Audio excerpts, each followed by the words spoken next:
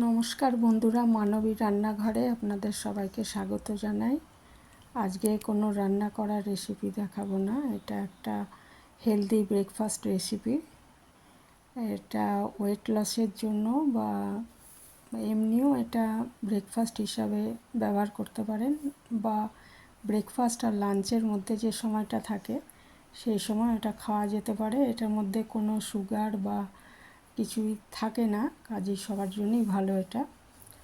তো এটা দেখে নিই কীভাবে করেছি। একটা পাকা পেঁপে নিয়ে নিয়েছি, এটাকে টুকরো করে, খোসা ছাড়িয়ে টুকরো করে গ্রাইন্ডারে এটা স্মুদি একটা বানিয়ে নিয়েছি।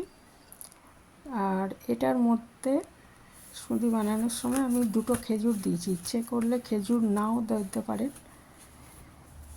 তারপরে এটা গ্লাসে ঢেলে নিয়েছি এবং কিছু পামকিন সিড, ভেজে রাখা পামকিন সিড এর উপরে দিয়ে দিয়েছি।